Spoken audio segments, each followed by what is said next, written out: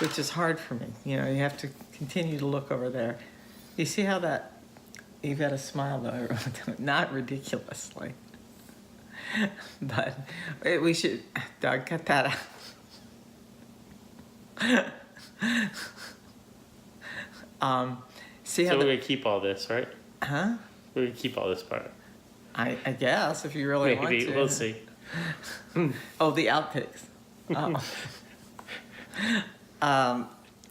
You see how the pink thing catches your attention a whole lot better than the other little doohickey did? Ready?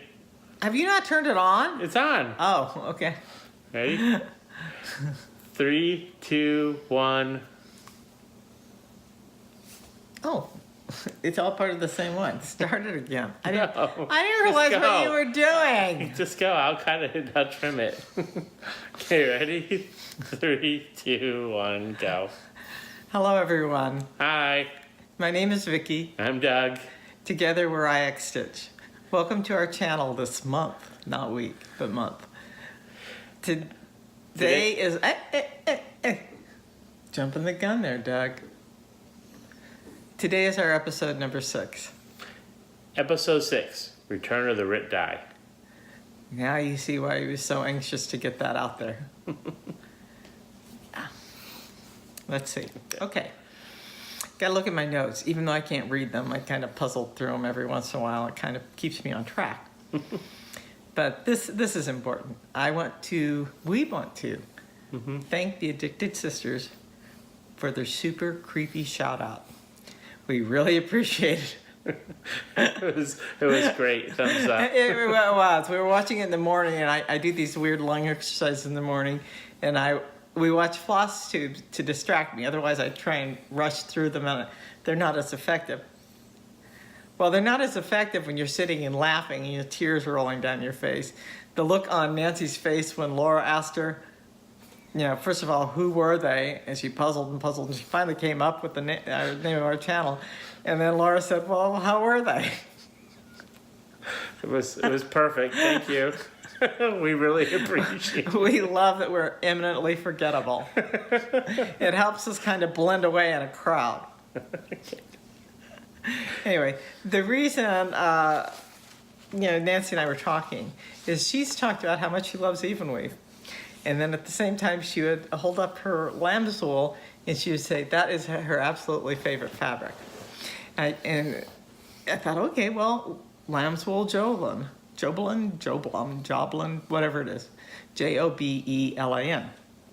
And then she started talking about how she liked it because it was so stiff and hard and variegated. And I thought, that sure doesn't sound like Juglin. So I sent her a message asking her if by chance it could have been lamb's wool linen. Because from my days of both selling the product for Witchell and then also designing and using Witchell fabrics, the only stiff hard Juglin I was aware of were linen fabrics. They have them in both 28 count and 32 count. So I asked Laura if it was, Nancy, if it was possible that she might actually like linen. Because if she actually likes the feel of that linen, she might like other Witchell linens.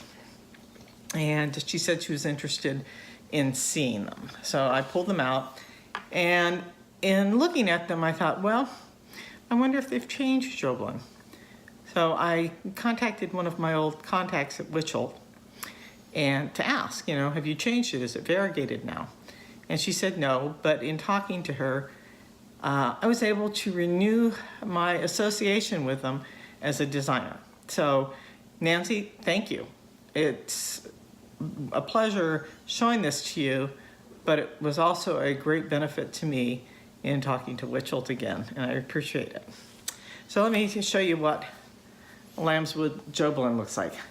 Well, number one, you'll see it's not very stiff. It's what you expect from Juglin. It's loose, and hold it up there, Doug. It's not variegated. It's not variegated at all. What we'll do is we'll also include at the end of this video a picture that has these two things side by side. Let me show you we'll hold them up side by side in a minute. Here's 28 count Juglin lamb's, 28 count lamb's wool linen. And I hope you can see that it's a variegated. And let me show them just from the edge, if I can get to an edge. This is a yard of it, so you'll see it's stiff. And that's pretty much what you can expect from, it's actually Permin linen distributed by Witchell. Now hold them up next to each other. No, I meant color-wise. Yeah, okay. Linen's on the top, Juglin's on the bottom. Nancy, I really think your very favorite fabric is an even weave linen. And if you really like the feel of it, not just the look, you might want to try some other 28 count linens from Witchell. Because they all kind of have that same feel. Some people don't like it. It's a little stiff for them. I like it fine. Okay. So, yeah. Okay, so now we're going to talk about some finishes. And Doug's going to show some of the models that we had from our old store. Okay. Again, these are dimension models. We actually don't remember the name of either of them, I don't think. This one was a Dimensions wreath. That one actually may still be available. I'm not really sure.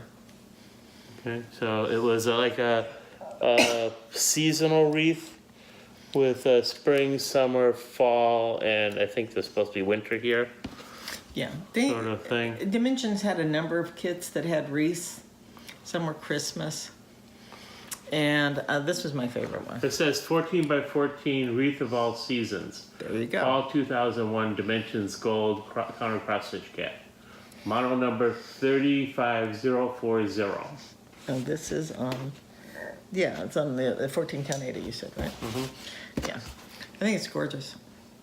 I can't And it's read it. definitely going to go up in my house. And this one we had in our house for a very long time. Yeah, that was And our the house other in place. California. Or was it in Austin? We had in Austin. Yeah, in Austin, yeah. Yeah, this is another Dimensions kit, model number 35086. Don't remember its name. No idea at all. One of the interesting things that I've heard recently, and it was on the Country Stitchers, Liz and Deb are both stitching I forget the name of it, old out-of-stock Dimensions, or out-of-print Dimensions kit. And people want to get it, and it's not available. I mean, I went looking for it, and it had gone up from $20 to not being available, but it was trending on eBay at like $69.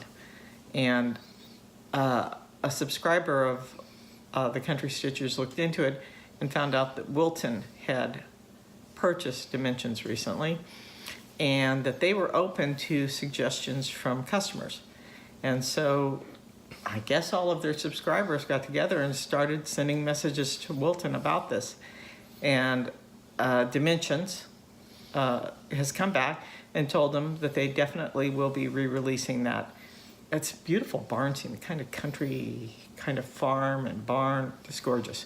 And certainly when it's available again, I'll be buying it. Country Stitchers have been showing it last 2 or 3 videos. Yeah, As they've been going stitching it. It's very pretty. Yeah, I think We might want one. Yeah, I won't be doing what Deb's doing. Deb's stitching it on a 40 count, and not these old eyes. Not even with magnifiers. I'm not going to put myself through that misery. I like 32. Can stitch on 36. I can even see 40, but it's not even. I say the eyes, but what really bothers me about it is that I have to use a 28 needle, and 28 needles poke me to death. I'm not going to do that. Okay, so was that Those on are my the- 2. Yeah, wait till we get to the real models one day. These are just the ones that we had at the house. Open at the house, I should say. Okay, well, okay, Doug's going to help me here because he says that nobody holds their own stuff up. But first of all, I'm going to show you that this is Little House Needlework's Needlework ABC. And it was one of their kind of semi-kits. where they gave you most of the floss, not the DMC, but not the fabric. And they called for a 32 count. It was a Confederate gray, but it wasn't Confederate gray by Swaggart, and this is what I decided to stitch it on with way too much fabric. So yeah, I'm going to trim that off and use that for some smalls. But I substituted in, what was that? Sugar plum. I keep wanting to say primrose. Sugar plum, which is a purple. This was originally supposed to be, I think, white. And this was supposed to be Calico Kitty, so it was supposed to be the red. But my Calico Kitty that was in my skein was almost all brown. It was not much red to it at all, so I didn't really want a drab brown dress. And I thought that the white on my fabric was a little too glaring, so I substituted that. And you know when you get down to the end of a project, you puzzle over something and you can kind of sit and dither about it. Well, I dithered about something on there for over a week. And what I was dithering about was how I was going to put my initials and date on it. So I finally just kind of buckled up and figured it out and finished it last week. So now this is a old design of mine. I forget when I released it. It was a couple of years, definitely a couple of years ago. But it was part of a series of cat that I called Scat Cat. It was based on all of our various little black cats over the years. And this is Black Cat and the Easter Bunny. Scat Cat and the Easter Bunny. And there he is, sitting in a basket with a bunch of Easter eggs, with a little bunny up there and flowers and a great big old Easter bunny, because the Easter bunny's going to bring all those things. The Easter bunny's a big bunny. It can't be a little bunny. That's it on my finishes. Yeah. Okay. Whips. Okay. Okay. I'll do my whips first. I think did I talk about this last time? I think I talked about this time. You talked about both of them a little bit. I only worked on. I did a little bit of gridding on my Peaceful Kingdom, but I haven't finished gridding, and there's nothing really to show. That's your 9-year project, though, right? Yeah, my 9-year project. So this is Seasons 171, Lizzie Kate, and I'm doing my take on the summer. This one here, the summer piece, and I'm doing it more for. Partly, for me, it's a gridding test project before I get too deeply involved in the Peaceful Kingdom, and I'm changing it up. I have the lighthouse in Camden, Maine, Curtis Island, and this is pretty similar to the chart. That's pretty similar to chart. I moved the sun, and I've charted out an area here for a windjammer sailboat that is out of Camden, Maine. It's currently called the Maddie, and whose original name I forget. It can be Googled, and then probably a lobster or something over here, and I'll be finished up. You didn't really eat much lobster when you were in Maine, did you? No, I ate shrimp, but yeah, but shrimp doesn't look good. They don't look very pretty. A sea, whether they're raw or cooked, they're just not the. It's not gonna look good on tasty, on a chart. but not really pretty. And you don't go, oh, Maine shrimp. So I started following it, and then I just changed it up a lot, and I haven't really followed it since. And similarly, this is my current take on. I started the Country Cottage Needleworks Bless Our Home. Okay. That was the Bless Our Home sale with Priscilla and Chelsea. Priscilla and Chelsea, and I started with Priscilla's colors, but I've gone off track. I'm not even using the chart at this point, although I will be using the chart for the words and some other stuff below. So the house and the words. Yeah, but this is where I am right now on my version. Okay, because we live in where we live. Of course, we have the Texas flag. That's my smoker. And we got the obligatory the Longhorn, the Longhorn. Yeah, the Longhorn cow. And this is supposed to be a live oak tree, which is really popular. It's a native tree of Texas, and they're kind of scraggly and Well, not if you look in Dallas. It was the oddest thing for us. When we lived in Austin, all of the live oaks were natural. They were, they came up. split off at the bottom Yeah. and have two or three branches going off, and then they kind of swerve, and based on when branches break, they kind of tend to go like this. Yeah. And some go up, and it's They're really just all over the interesting. place. They're really pretty. And then when we moved north of Dallas, They all look like lollipops. they all look like lollipops. They're all from nurseries, and they all get trimmed every year. Yeah, And it's just- down in Austin, they don't trim them. They let them grow natural. How many did we have in the We yard? had 15. We had 15. 15 in our old house. Yeah. And they were beautiful. They were full grown, like 40 years old. They completely covered the whole backyard. And front So yard. it was like having a canopy across the front and the backyard of the whole house. So it was, would cut down the 115-degree summer heat a little bit. to Yeah. 113 degrees. Yeah. Well, it also kept me from being able to grow much of anything in the yard. But that was okay because I kept finding rattlesnakes in the yard. I don't know if they found them in our yard. I'm not going to put a rattlesnake They on my finally, chart. they definitely found them in our neighbor's yard. Oh, they found them in our yard. The Well, mowers would kill them. so yeah, for a while there, you were mowing the lawn.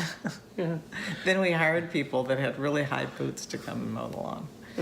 And the only sunny place on the whole lot was what was that called? A sports court. It was a half-size basketball court, sports court. And my daughter said, "Oh, don't turn that into a planter," because they were going to play basketball. I think they played basketball once, twice. Yeah. When we had family over. In 7 years, they played twice. So anyway, So those are my whips. okay. Well, I have one whip, and while I was puzzling over that one, I didn't just sit still. I let it kind of brew in my mind, and I went looking. Let me show this first. This had just come out recently. This is the Jess Acrostic magazine DVD for 2001 through 2015.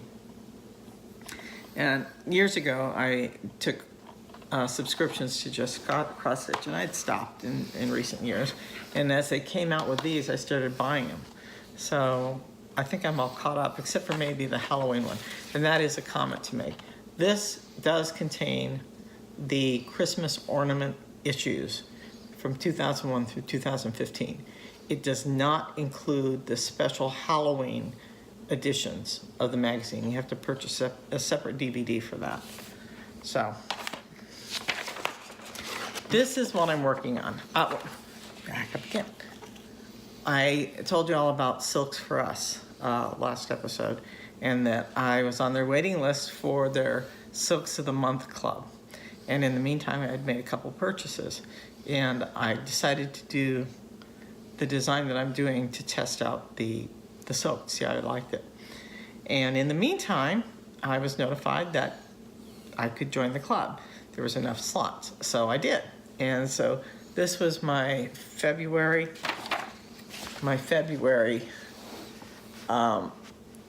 delivery of silks. Oh, you can have that. Now that's not what I was using. I was using something that I had before.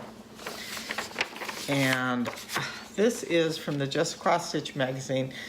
It's not printed as well as it could, but it's called Orchid Intrigue, blah. And that would help. Thank you. I'm going, how come my writing on the back is upside down? It doesn't matter for the picture, really, except for the words, because it's The saying, words were upside I could down. go, hey, look, The words here were it is. upside down. Hey, look, here it is. Oh, except the heart. I guess the heart was upside down. Anyways, this is from Beth Seal, Summer House Stitchworks, and this was in the February 2015 issue. So if you have the magazine, you have it. If not, you can purchase it on, I think you can still purchase it on Addie's Attic. Maybe not. I think as they released the DVDs, they stopped selling the individual issues. So it may be too late. The only way to get it is with this, which, by the way, I bought on Amazon. As a Prime member, I got it with free shipping. And here we go. I need you to, let's tell you which side is up. Not that it matters yet, because I haven't got that heart in the middle. This is the upside? That's the upside. So this is on a 32 count. I think that's white, not antique, that's white Belfast from Swaggart. And this is not, like I said, it's not part of the Silk of the Month. It's part of one of their colorways. And I'll list in the description box below which of the colorways it is. But it was pink and green and blue, and then a silk that was a mixture. And I think I showed that in the last episode. And I'll tell you, I'm really impressed with this silk. It comes off really nice. It doesn't tangle. I'm able to use fairly large strands, and it doesn't really start degrading. It doesn't, throw too much fiber up until you have to frog out a big piece because you put it in the wrong place like I did. Even though I gridded, it doesn't help if you don't look at your grid. And so, but it still actually lasted through the gridding, and I probably could have used the silk. It would have been a little bit thinner, but I didn't need to, so I didn't. And I hope to finish with it soon. Here's my whip. My other whips, I've been doing some, I decided to try some dyeing. This is just some, this is some test cases of threads. They're fairly light, and I got to think about, I got to work on getting these ones darker. Admittedly, I was doing it when I was doing some lighter colors. Do you want to show them how we? I wound these off of a cone. They sell these cones on DMC. Yeah, DMC. And I think we got this on bought Amazon. These at Joann's, right? No, I think we got this on Amazon. Amazon? Yeah. But it's got. She winds about this much. Yeah, I try and wind off 20 yards because I figure that's plenty enough for any project. Unless you want to really do a big project using a specific color, then we can wind more. It's a kind of a functional exercise for me. I can't do more than 1 or 2 a day without causing problems, but it does work to get me moving my arms. What you want to? Yeah, yes. We found a purpose for our stitch bow. Remember those? Those are DMC stitch bows. They come in like package of 10, and this other system was no one uses as far as we know. Oh, no. Holding Some your people floss. still use it. Oh, okay. I decided after I bought the whole system and put a skein of floss on each one of them, I decided it was too much of a problem for me. So I don't even know what happened to those old notebooks that had those in them. I think we only have one somewhere. Oh, The did I rest we sold donate? or something. I donated them or something. I probably donated them. But I've been doing some. I'll show a few pictures here, but I've been doing some dyeing. I tried the first time I tried yards. Your head is all over in that. Why don't you bring it forward a little? The first time I tried yards of fabric, and they were just too big. So these are more quarter yards. What happened with the full yards is when he would go to wash them, because he's actually putting them through a washer and through several rinses. Yeah. Because I'm so sensitive to things, we can't. These are all Swaggart linens or Swaggart Luganas that I've, and I can show some different pictures. I've tried some darker colors. So one of my pollutions. LA pollution. That's not LA.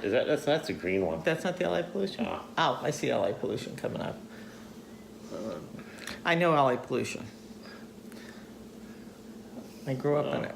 It's actually what they think caused my lung damage in the end. That's raw linen, dyed.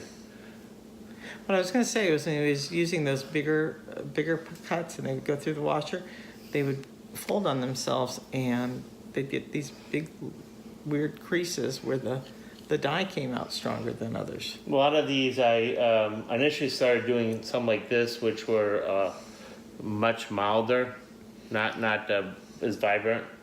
And then That's LA pollution. That's LA pollution. Yeah, I knew LA pollution.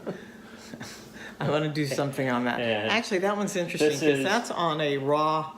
Is that raw Belfast or raw Cashel? This to me is iron stained rag. Oh, it's a dirty, grungy oil change rag. Oil change rag. Ooh. The problem is, he's got going, this is mine. I said, aren't you going to share? So he may not get any. The thing is, I can't do my designs on them, but I will do my other stitching on them. From time to time. I've only made a small dent into my first scrap box, so I could be doing this for a long time. At the moment, I think we have enough here, short term, that we decided that we're going to only start staining ones that for specific colors for specific charts. Yeah, or sizes or something. Sizes or something. Yeah, you know. So I liked some of his smaller ones. He was able to get a little more intense. A bit there to stitch. What was really funny is he went the second time to dye fabric, and I said, well, why don't you use some of my anchor floss, because it's all skeined, and I rarely use it. I mainly kept it because some of the older UK magazines use anchor, because anchor is a UK product. And so he got it all down, took it all off. Did you take it off the little things? No. Had it all sitting there. I wound him off a couple of things. Had everything sitting here to dye, except taking off the things. And I forgot, I threw away the liquid dyes before I was actually put them on. So, next time. Next time, right. Live and learn. Just as I'm, pouring it down the sink and realizing that I hadn't done the threads. That's my whips. Yeah. Were you going to talk about what you're going to do as a plan? With what? With plans? Oh, plans? Okay. Let's see. For me, my plans, I want to finish up the 2 whips I have, do some more gridding, hopefully get that finished, maybe even put a stitch or 2 in. But what I'm really thinking about my next projects, I'm going to do 2 things, one for our granddaughter and one for our grandson. And for our granddaughter, she currently loves Paw Patrol and Sky especially. And this is a design from Valenti cross stitch. I'll put the link below. It's an Etsy shop, and that's Sky from Paw Patrol, and that's her favorite color. And so I might put it on one of these colorful linens or something that makes it look cute. But David's on a colorful linen too. He's actually into sparkly right now. Yeah. The other thing is what got me started was we were watching Sunshine Stitchers, and Gary showed this chart completing. This is also from Valenti cross stitch. He showed that one completely FFO'd, and I really liked it. I don't think it was framed. Yeah, it was. Oh, maybe not. Okay. Anyway, it was finished. Yeah. And it's really cool. And I looked at it and realized not only does a grandson like Darth Vader, that's one of his favorite characters, although he's only 5 years old and he doesn't know what doesn't know who Darth Vader is, but he loves Darth Vader and lightsabers. So I decided I was going to stitch this for him. And we also asked Gary because I didn't know where he got it from. I asked Gary, and he passed on the links to the information. And then I asked if he would want to maybe do a sal, if he was maybe want to run a sal on May 4th. May the 4th be with you.